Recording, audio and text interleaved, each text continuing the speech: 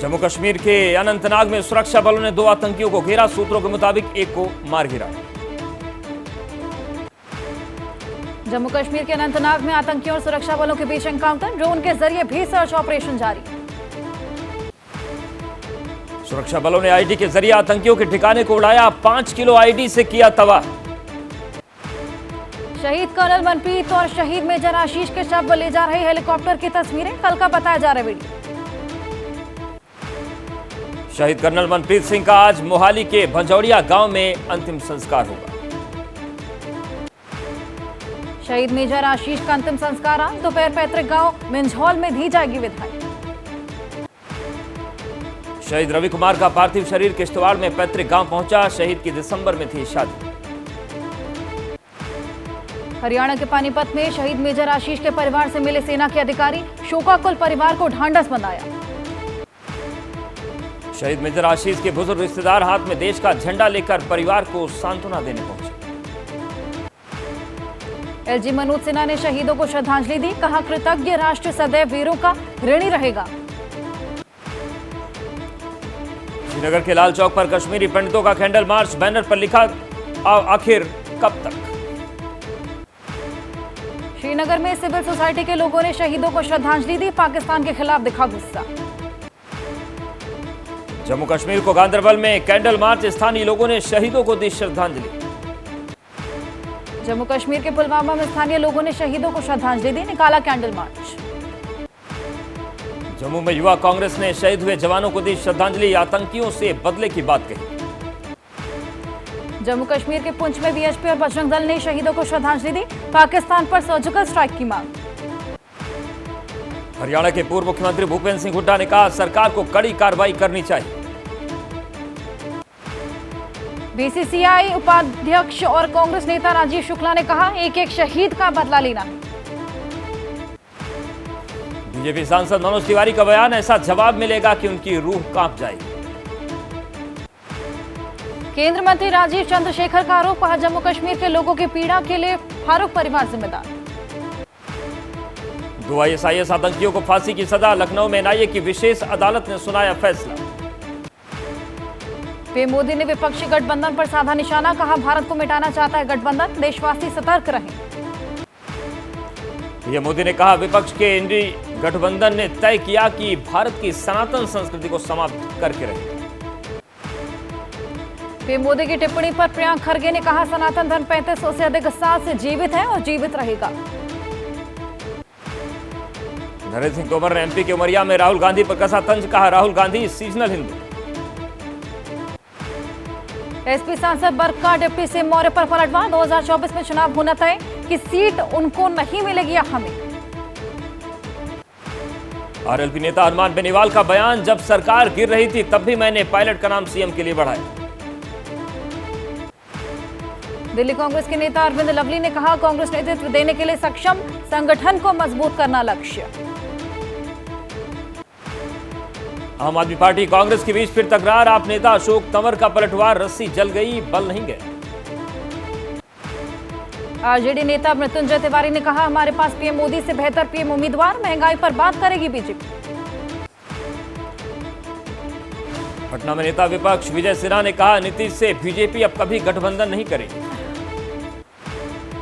पटना में जेडीयू नेता अभिषेक झा का बयान, जदयू का बीजेपी से गठबंधन कभी नहीं होगा। संसद के विशेष सत्र को लेकर कांग्रेस की तैयारी। कांग्रेस ने अपने राज्यसभा सांसदों को जारी किया व्हिप। सीताराम येचुरी ने एक्स पर लिखा, चुनाव आयोग को कंट्रोल करना चाहती है मोदी सरकार।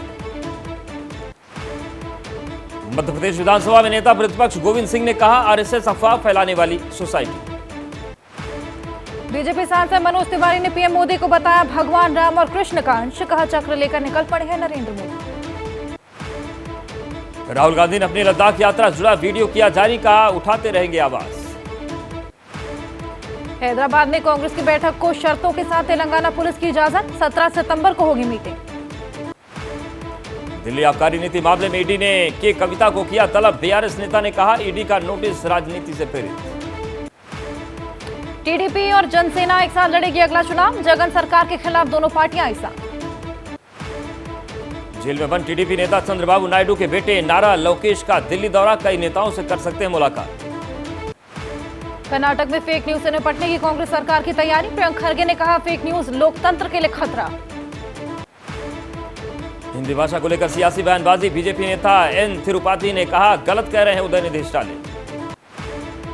एसपी नेता स्वामी प्रसाद मौर्य ने सनातन पर लिया यू-टर्न, समर्थन में किया एक्स पर पोस्ट। केंद्रीय मंत्री धर्मेंद्र प्रधान ने कहा संवैधानिक संस्थानों को सम्मान नहीं देना ममता सरकार की नीति बनी। पश्चिम बंगाल के मंत्री शशि पांजा का धर्मेंद्र प्रधान पर पलटवार, कहा करप्शन के बारे में ना ही बात करे धर्मेंद्र प्रधान। विधायकों की अयोग्यता पर महाराष्ट्र विधानसभा में सुनवाई, उद्धव गुट ने सरकार को अवैध करार दिया।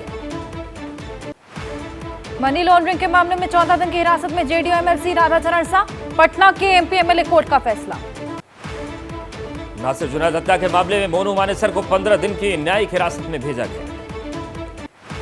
नो इंसा मामले में कांग्रेस विधायक मामन खान की आज कोर्ट में पेशी, हरियाणा पुलिस ने गिरफ्तार किया था।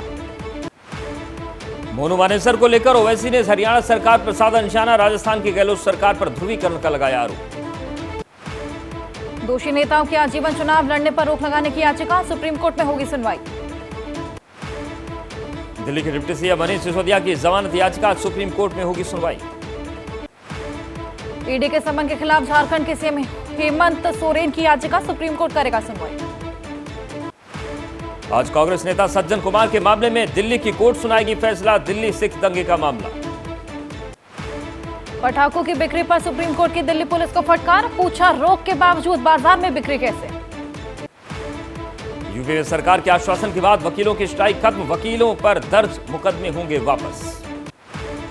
बिहार के मुजफ्फरपुर में रेस्क्यू ऑपरेशन जारी, करीब 10 लोग अब भी लापता, अधिकतर स्कूली बच्चे।